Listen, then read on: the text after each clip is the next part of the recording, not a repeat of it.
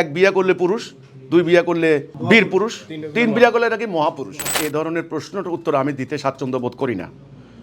কে বিয়ে করব, দুই বিয়ে করব, তিন বিয়ে করব, কে তালাক দিব, কে বলাৎকার করব, আমি আসলে স্বাচ্ছন্দ্য বোধ করি না। আমার কথা হলো ইসলামটা একটা সার্বজনীন উদারনৈতিক জীবন ব্যবস্থা। বিশ্ব মানবতার মুক্তির জন্য ইসলাম আসছে।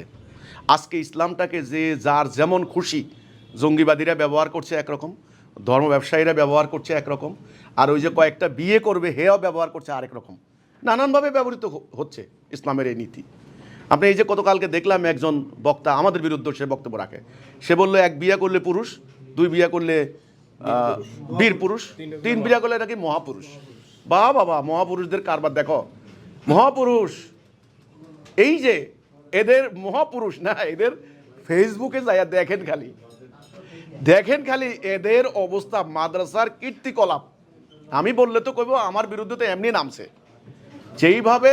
যেইভাবে শিশু ধর্ষণ, বলাৎকার, এগুলো নিয়ে আপনারা কথা বলেন ভাই, বিয়া পরে করেন, এগুলো নিয়ে কথা বলেন, এটা জবাব দেন আগে।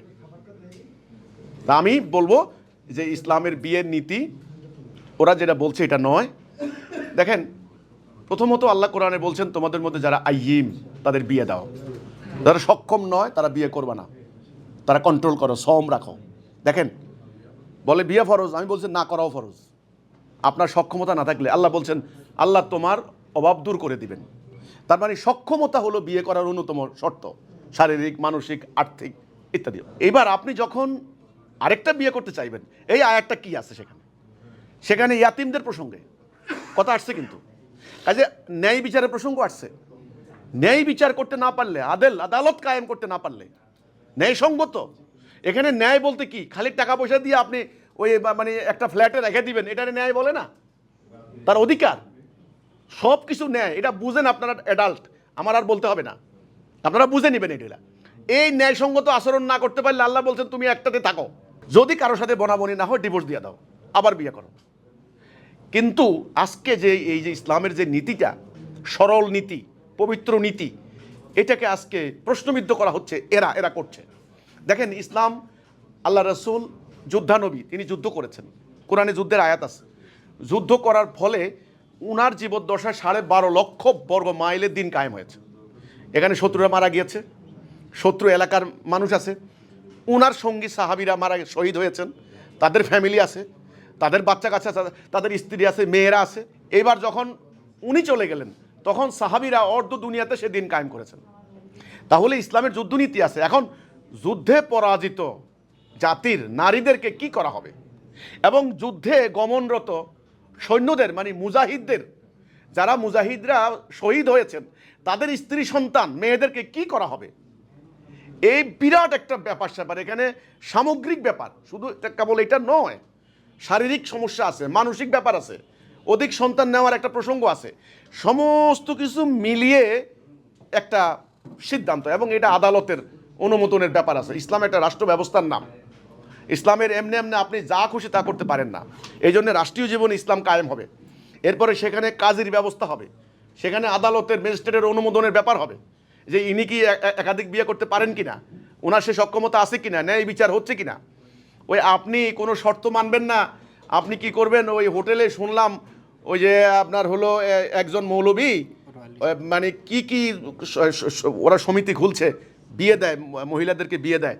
পরে আমি খবর নিলাম যে ব্যাপারটা কি, ব্যাপারটা শুনে তো আমি মানে আতঙ্কিত হয়ে গেলাম। আস্তাগফিরুল্লাহ, ইসলামের নামে কি হচ্ছে এগুলি, ধর্মের নামে এগুলি কি হচ্ছে। দেখেন, বলে কি গরিব মেয়েদেরকে কালেকশন করে এবার ওই যে বড় লোক আছে না, অনেক বড় লোক আছে, দেখবেন সোসাইটির ভয়ে তারা বউ একটা রাখছে সাইনবোর্ড হিসেবে, অসুবিধা নাই, কিন্তু বিভিন্ন জায়গায় সময় কাটাতে চায়, ভোগ বিলাস করতে চায়।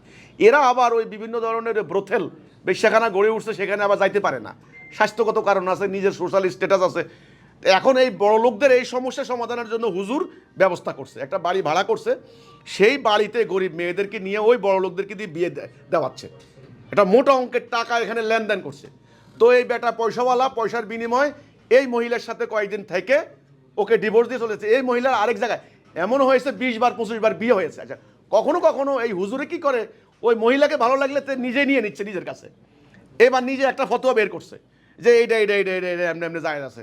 তো আমি বলবো ভাই এটা একটা মানে ভয়ঙ্কর এক অরাজকতা চলছে বিয়ের নামে, এখান থেকে বেরিয়ে আসা উচিত। আর এটা লম্বা সাবজেক্ট। এই ইসলামের বিরুদ্ধে যারা, ওরা আবার মানে ব্যভিচারকে লাইসেন্স দিবে। দেখেন, ওরা আবার বেশ্যালয়ে লাইসেন্স দিয়ে বলবে এটা যৌনকর্মী, সেক্স ওয়ার্কার, লাইসেন্স দিবে, অসুবিধা নেই। ওয়েস্টার্ন সমাজের মতো এক্সট্রা ম্যারিটাল অ্যাফেয়ার্সকে তারা বৈধতা দিবে, বিবাহ বহির্ভূত সন্তান নেবে, এতে কোনো অসুবিধা নেই। যখনই কেউ বিয়ে করতে চায়, এই তখনই তাদের চুলকানি শুরু হয়, এই বিয়ে, একাধিক বিয়ে, একাধিক বিয়ে।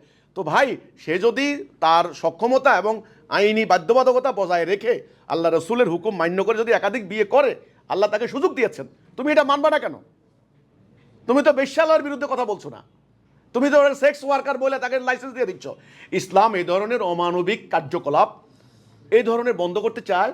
ইসলাম একটা পরিশুদ্ধ, পরিশীলিত, একটা সুস্থ, শুদ্ধ সমাজ বিনির্মাণ করতে চায়, এবং এদের থেকে উৎপাদিত সন্তান এরা যেন আল্লাহর মানে আবেদ বান্দা হয়, একটা সুস্থ মানুষ হয়, সেটার জন্য ইসলামের এই বিয়ের নীতি।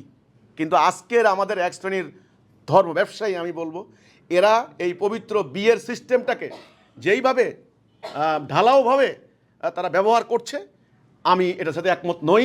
এটা নিয়ে অন্য একদিন বিস্তারিত আলোচনা করব। এই